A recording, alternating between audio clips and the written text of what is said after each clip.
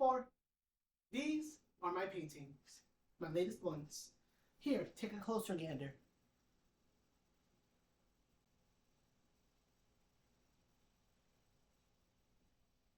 Do you like them? Are they considered to be a little weird, abstract, left field, out there, bizarre, odd? Well, they are to me too. Don't worry. Well, basically just painted whatever comes out of my head. Like, there's objects floating around all over the painting, such as these strawberries, or these lips, or the teapot, or the ball over here. It's all a simultaneous process. It's very random. I understand if this art is considered too weird for you or anything with your taste, but I love doing it anyway. Weird, abstract, out there. Those are regular descriptors for what is currently popular in movies, TV shows, and art right now in the modern times. Take the movie Everything Everywhere All at Once in 2022, published by Daniel Kwan and Scheinert.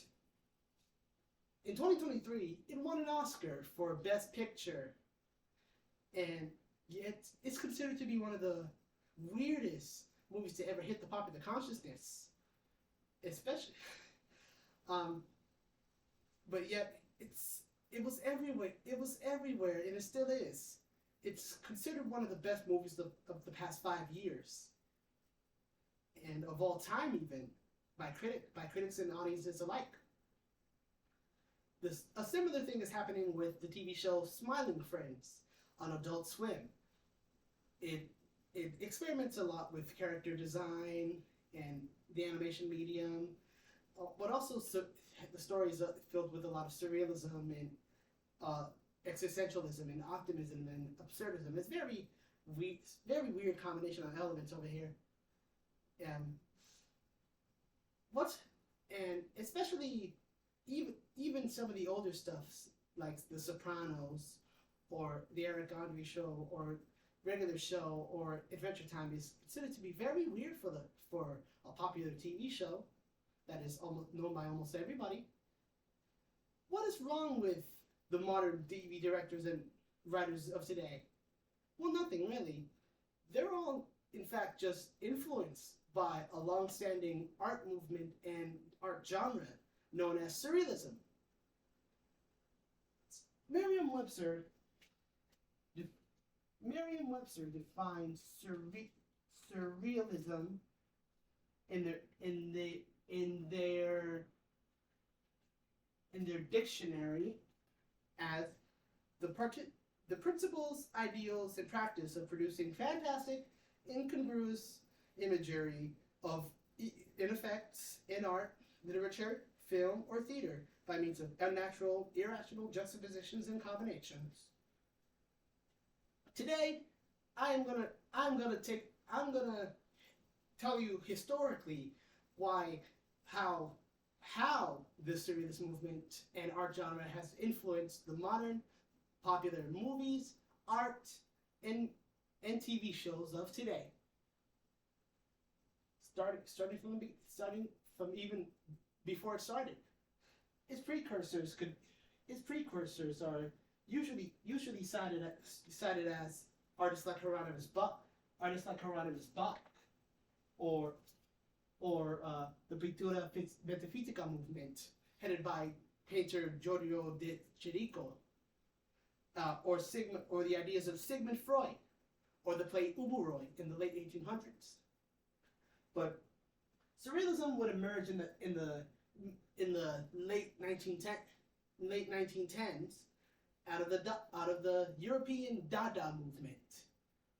It was brewing both in Europe and spreading to America at the time, but in Paris, France, the writer Andre Breton, the founder of Surrealism, would emerge out of just that movement to create a form of literature that would exemplify surrealism. In in 1924, he would release his defining work, the Surrealist Manifesto, in which he would employ a form of method of writing known as the automatic writing technique, in which one just writes whatever came in his head and just write it down without editing or altering or revising or nothing. No editors. Just write whatever you want. Write whatever comes up. That's kind of what I did. That's kind of what I did with my paintings. In his manifesto in Breton's Surrealist Manifesto in 1924, he would define surrealism as psychic automation in its purest state. Just like the technique. It was from there on that Breton would spread his methods of writing. Would form the surrealism movement. And it would form not only in literature in Europe, but in almost all other mediums of art, especially painting in the form of visual arts. Painting especially. Some of the first popular surrealists were people like Max Ernst and René Magritte, which would push the boundaries of how they would depict things in art by experimenting with how they would put their ideas out with the human mind, and it would create a wholly unique portfolio of art for the whole movement. It would even spread to Spain with people like Joan Miro and the most famous of all, Salvador Dali. One of the most famous artists, not only in the Surrealist movement, but ever. He would release his defining work when he was in New York.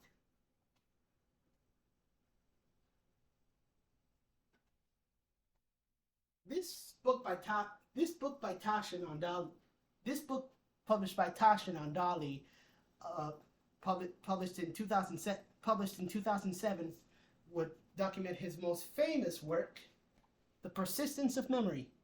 It looks like this. I guarantee you know it. This painting would be referenced in countless other movies, TV shows, and art, such as Looney Tunes Back in Action, for instance. But it's not only one of the most famous artistic works of the Surrealist movement, no, the most famous actually, but it's one of the most famous paintings ever.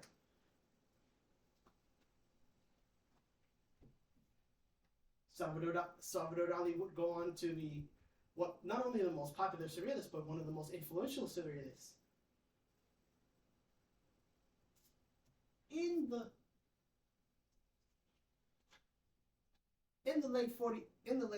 That would show up in the late 40s and early 60s.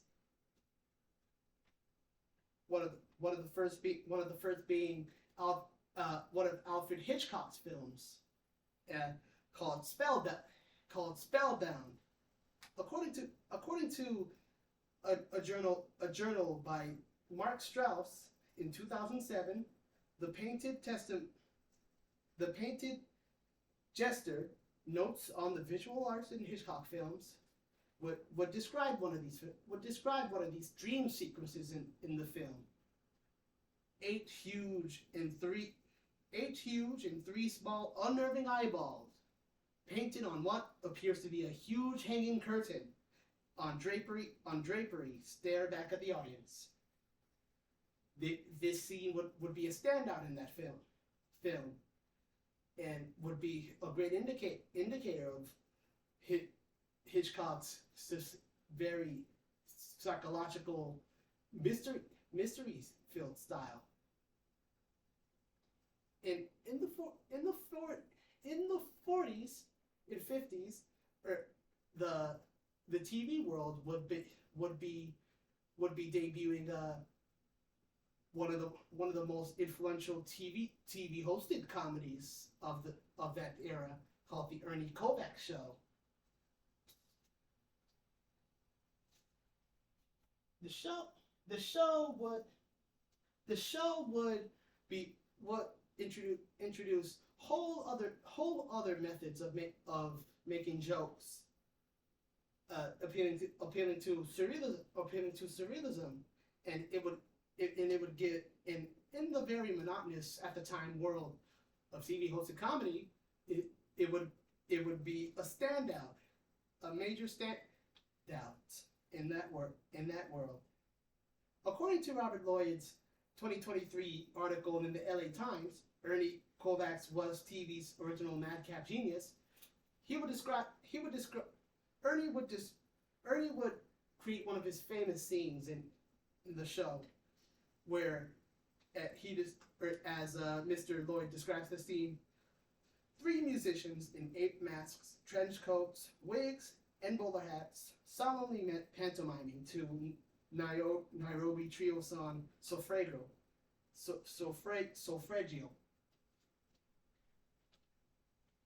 Picture that. Monkeys dancing to a song with no context. It would go on to be one of the most influential TV comedies of all time, influencing people like even one of the modern day TV hosts, Jimmy Kimmel. In the 60s and 70s is where it escalates even further with the influence of psychedelia. More TV writers and directors would try to divulge from the Hollywood establishment by filming stories based on that automatic writing technique, or just divulging from the norm in general, or just creating kaleidoscopic visual effects. Nowhere with this 60s dream more prominent than in Rowan and Martin's Laughing, one of the more which is also considered one of the more weirder of all the sitcoms at the time, of the sketch-filled comedies at the time. It would introduce a lot of non sequiturs and alludes to psychedelia a lot. Richard Nixon appeared in it just to say the word "suck it to me."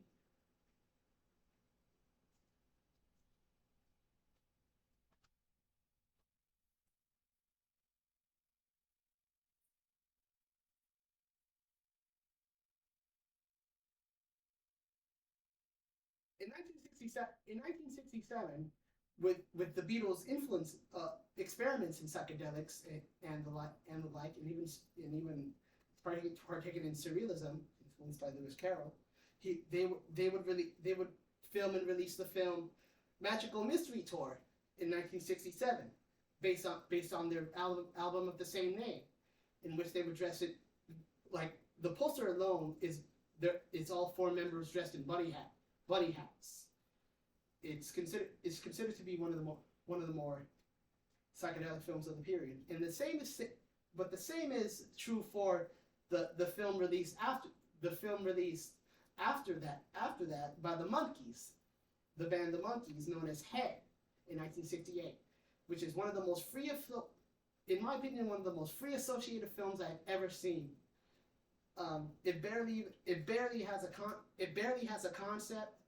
It's just the directors and writers just using the free that automatic writing technique in the film, just filming all four members of the Monkees to doing whatever they want, into whatever they wanted it to, whatever situation they wanted it to be. No rules or nothing. In the early 1970s was the debut of probably the most influential surrealist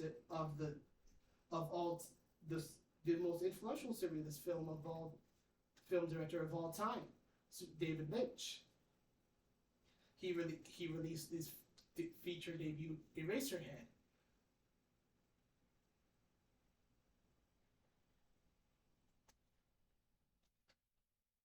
He will come up. He will come up even later in the later, um, as evident by what happened in the 1990s, where the influence of surrealism escalates even further. In 19 in 19 in the 1990s, David Lynch would team up with Mark Frost to direct and release Twin Peaks, one of which is said to be probably the most influential surrealist live action TV show ever. And adult and it would also see the rise of adult animation, like such as Comedy Central's South Park, or the stuff that gets released on MTV. Like I would even say Beavis and Butthead, but Beavis and Butthead wouldn't exist without surrealism. Like the gross out visuals, the influence of the influence of psychedelia, and also kids TV would be influenced by the weirder surrealism, such as the British TV kids director Anne Wood, who would release her magnum opus in the late 90s, Teletubbies. Also seen as one of the most bizarre TV shows of its time.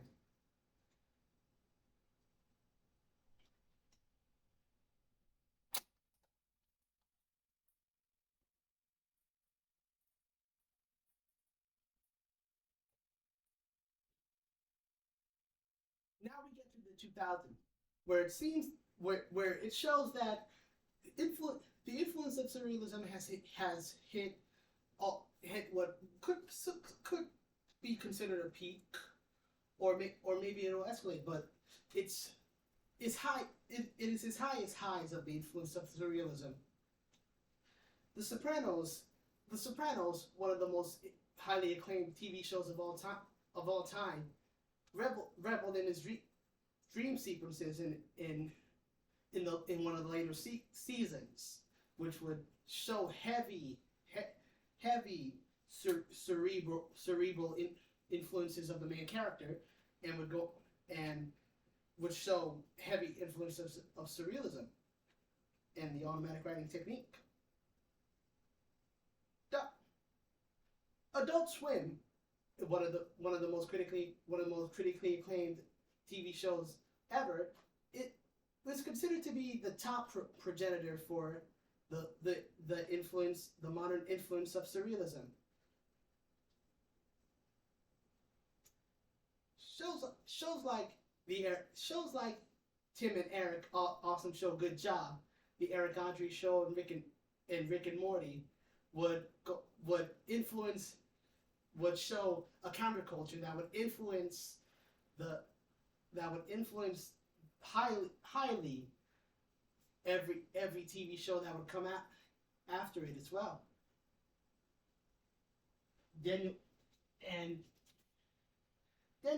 Daniel Kwan and Shiner released Everything Everywhere All at Once in 2022, winning the Oscar for Best Picture. And from all this, and I would say Doctor Strange was also, the Marvel movie also implemented high surrealist visual influences in which the main character's brain is controlled, and it would go on to show how surrealism has even influenced Marvel films, one of the most popular films right now. From all this, it is evident to see that surrealism has influenced the modern TV shows, movies, and art of its kind.